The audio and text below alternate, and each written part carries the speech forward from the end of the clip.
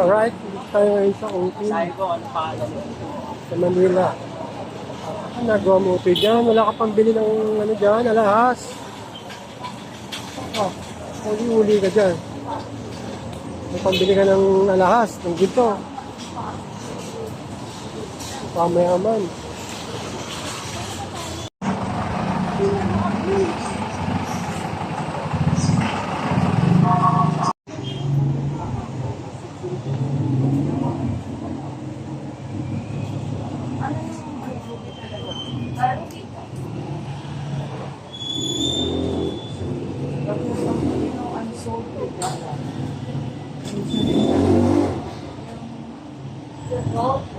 Oo, yan. Itago mo yan, tsaka yung kanina.